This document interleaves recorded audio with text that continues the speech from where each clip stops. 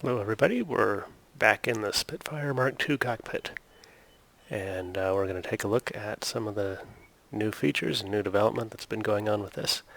This will be a introduction to a really cool new feature that Ankor has added to its shaders that we're taking full advantage of with the Spitfire project. So you may notice the cursor is doing some interesting things here. This is CFS3's first fully clickable cockpit, and that is courtesy of Ankor and the latest feature of his new shaders, which we hope to get released in the near future. So you'll be able to see some of the features that provides, as well as take a look at an intro to the controls in the Spitfire Mk.II cockpit. So we'll start down here. Typically, pilots will go in a kind of methodical flow through the aircraft as they check the different controls, and that's kind of what we're going to do here. But first things first, anybody who flies retractable gear aircraft knows that first thing you got to do when you get into an airplane is make sure that the gear are actually down and locked. And so that switch here controls the downlight circuit on the gear down indicator. So we want to turn that on, make sure that the gear are down and locked. And they are. Good. So we'll come over here, close cockpit door. We got two settings on this. This is the half-cocked setting, which prevents the canopy from closing. So if you were to have a forced landing or a crash, and you had the canopy open, this would prevent it from sliding or slamming closed and possibly jamming, trapping you in the airplane. So anytime you're taking off for landing, you want the door in this position. Or you can close it all the way, which allows the canopy to close. And then coming on down here, we've got the rudder trim. Pilot's notes say it's pretty much pilot preference, whether you roll that in all the way to starboard or whether you leave it neutral or whatever you want to do. We're just going to go for full starboard rudder bias just for the sake of showing it off. Over here you've got the parachute flare release control. The Spitfire Mk.II carried one of these, and the idea was to be able to drop a parachute flare to light up a potential landing site if you were going to have to make an off-airport landing somewhere in the middle of nowhere at night and you wanted to be able to see what you were getting yourself into. The earlier Spitfires carried two of these. The Mk.II carried one, and then I think after the Mk.II they got rid of it entirely. Next over here we've got the radiator shutter control. We've got it fully open now. It has several settings.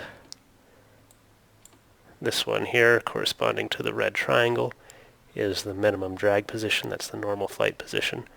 If you come back all the way here, that actually directs warm air from the radiator to the guns to prevent them from freezing in flight, and that was an issue in the earlier Spitfires. So we'll bring that back up all the way forward. Note that we have, with the clickable cockpit, we've got dragging motions and clicking motions that we're able to do with the different controls. Inside of there, you'll see you can actually click on that. That's the map case as well, so you can pull up the map through that clickable cockpit, which is pretty cool. And then we're going to roll in some nose down rudder trim, and you note the indication over here of what the trim tab is doing. So the pilot notes say you should trim it to 1 division nose down. Coming over to the throttle quadrant, we've already talked about this guy here.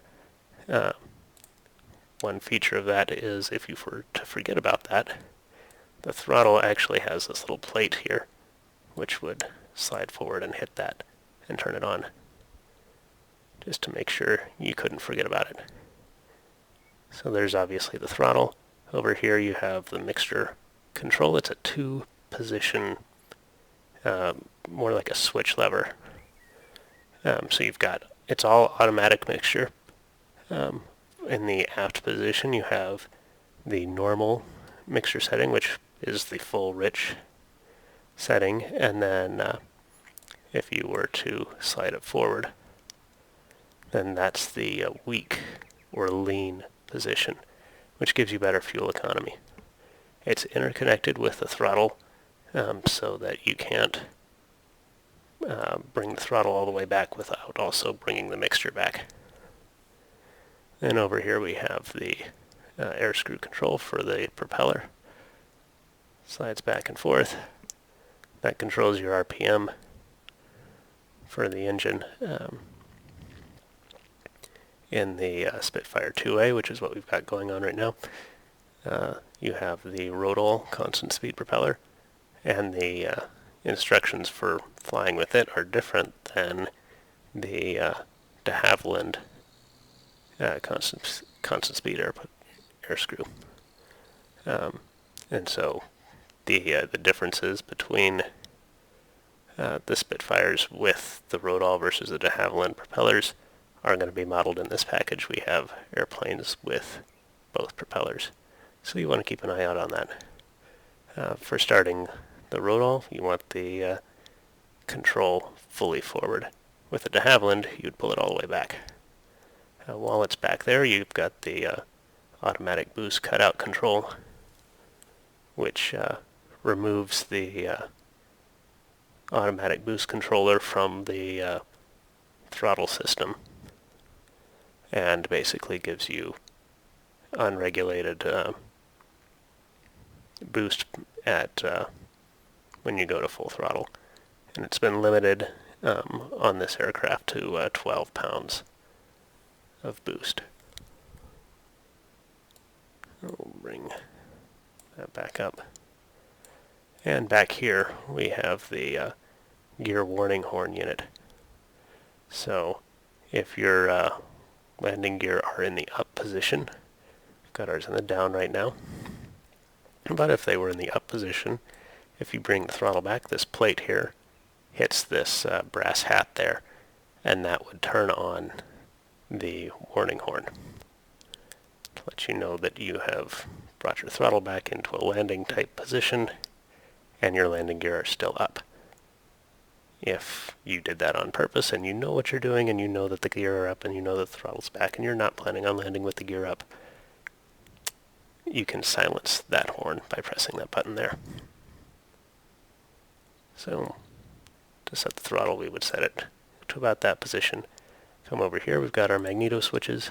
You can click on them individually, or if you drag, you can do them both at once. Coming over here, we have the landing light extension control. There's a landing light on the underside of each wing, which can extend and retract. Right now they're up. We can put them down. They're actuated pneumatically. And then you have the actual landing light control here. To switch, you can turn on the left one or the right one. In the center position, they're both off. Over here we have the nav light switch, flaps up and down, and coming across we've got the gun sight controls. In a previous video we kind of demoed how the gun sight worked, so I'm not going to go into too much detail there, other than now we have all of the controls are clickable, which is really handy. You can drag the range and wingspan adjusters back and forth, which is pretty convenient. And of course you've got the dimmer switch over here to dim the sight. Over here you've got the generator switch. Pretty much it always needs to be left in the on position. It's engine driven, so it's not doing anything for us right now with the prop stopped, but as soon as the engine gets going over about 450 RPM, that kicks on the generator as long as you have the switch on. And coming back down to the bottom, we've got our two cockpit light controls here. The starter, you actually have to click on the starter cover to get it out of the way, and then you can actually press the starter button. Fuel tank controls. Got the top tank and the bottom tank. The top tank is designed so that it is always emptying into the bottom tank. So even if you were to turn the top tank off, the bottom tank, you would draw from the bottom tank, but the top tank would drain into it so that the bottom tank would remain full until the top tank was empty, even with the top tank not selected. On the other hand, if you wanted to draw only from the top tank, you could do that and turn off the bottom tank and feed only from the top. For startup though, we're going to run with both. Then over here you have the fuel gauge, and you actually have to press a button to get the fuel gauge to read. So as long as you have that held down, it will show you the contents of, in this case, only the bottom tank. Earlier, the Spitfire Mk.IIA had a fuel gauge for both tanks, but the top tank gauge was removed somewhere on the production run for the Mk.IIA. The Mk.II only has one. And that is, again, for the bottom tank. Over here, you have the Kaufman starter reloader. Kaufman starter is basically a blank shotgun shell that is fired, and the explosive gases are piped to a drive on the engine to actually get the engine to start rotating, and we'll demo that shortly. It's got a revolver type magazine with 5 cartridges, so if you fire off the first one and it doesn't, you don't get the engine started, you would pull this control, and that rotates the magazine, has the next cartridge ready to fire. Over here you've got the slow running cutout, which is how you would shut the engine down. As long as you hold this out, fuel is not allowed to go to the carburetor of the engine, and so that will cause the engine to shut down. That was the preferred method. Lots of ways you can shut an engine down. That's the way you should shut the engine down. Then over here we've got the primer. So we'll operate that shortly when we get this thing started. Then we've got the landing gear control up and down. This window right here shows what the system is doing. When you bring the handle to the raise or the up position, the little window here will show that you are raising the gear, and that the hydraulic fluid is pumping the gear up. When the gear are fully up, the system will return to idle. You've got an engine-driven hydraulic pump that's running this whole thing, so it's always pumping hydraulic fluid. In the idle position, it's just running, circulating through the system and not actually pushing on any of the undercarriage jacks. And that's the resting state of the system. If you were to switch it back to the down position, you would see that the fluid is in the lowering circuit, lowering the landing gear. And once they're down and locked, then it would go back to the idle position that you see now. And last thing here is the emergency extension system for the landing gear. If for some reason your engine-driven hydraulic pump fails, or you have a hydraulic leak due to combat damage or whatever, this system contains compressed air in here and is sufficient to provide pressure on the system to get the landing gear down. The important thing to remember is before you actuate this system by pulling that forward, you must have the landing gear handle in the down position. If you don't, then all of this pressure is actually going to go into holding the landing gear up instead of pushing them down.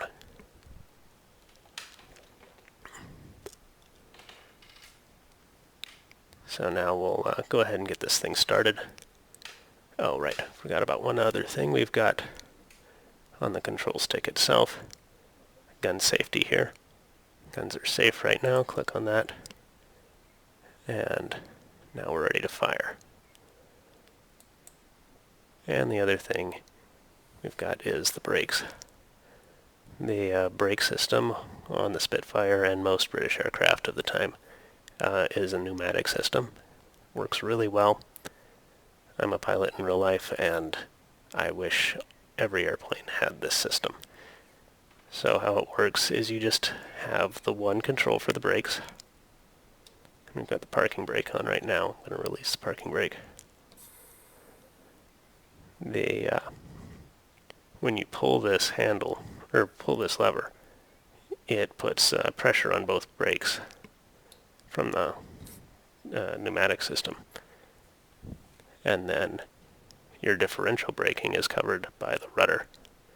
So if you apply rudder in one direction, it will release pressure on the opposite brake and apply full pressure to the brake that you have for the direction you're pushing the rudder. And you can see what's going on in the pneumatic system over here on this pneumatic gauge here. And as you can see, we don't have a whole lot of pneumatic pressure right now because the engine's not running and restoring our pressure as we use it. But we'll get that going and take a look at that in more detail in a minute.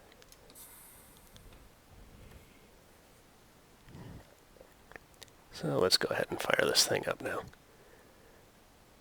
Got our throttle set where we want it, props set where we want it, mixtures where we want it.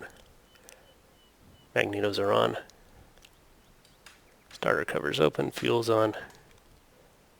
Need to prime it. 5 shots of primer should do it. So there's one. And with the clickable cockpit, you can click and hold it out as long as you want, and then release. Or you can just click, and it will automatically release. Okay, I lost count. I think that was 5. Anyway, if it wasn't 5, then we may have a hard time getting this going. You do have to do everything by the book to get the engine started. Okay.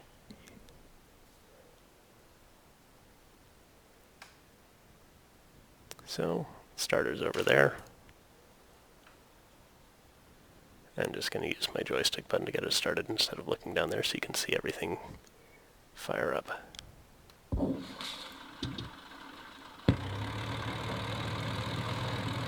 And there we go. That sound you heard at the start was the sound of this cartridge being fired and getting the engine going. So you can see we've got our oil pressure coming up, we've got fuel pressure. RPM is still pretty low, too low to register, as is our boost. Oil temperature is coming up, and so will the radiator temperature. Radiator is barely adequate on the ground in this aircraft. So you don't want to spend a whole lot of time running on the ground. You need to get up in the air and getting air moving through your radiator in order to keep the engine cool. And we'll talk about more of that maybe in another video sometime. We'll see.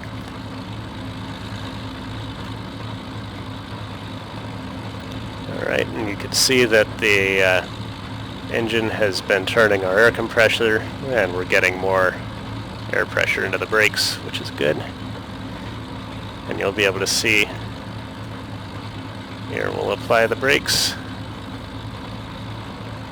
And then these 2 needles here, this one's showing how much pressure is on the left brake, and the same for the right brake. I'm going to apply left rudder, and you see full left rudder has emptied the pressure off of the right brake, and we've still got full pressure on the left brake. Now if we reduce the rudder, it starts feeding in a little bit more brake pressure until it gets to neutral, and it goes back. Same as that. And then when you release, obviously both sides lose the pressure. As a parking brake, when you squeeze the brake handle, I'm using my joystick control for this instead of the clickable cockpit for now, but it is clickable. While it's held down, you can press parking brake control. That will put a catch in place that prevents the handle from releasing all the way back. And to release the parking brake, squeeze the brake again and release the catch. Alright. And one other thing we'll take a look at here. The landing flaps have a manual mechanical indicator on each wing. So putting the flaps down, you can see that pop up, letting you know your flaps are down. The landing gear also have a similar indicator on each wing, a red pen showing that the landing gear are down.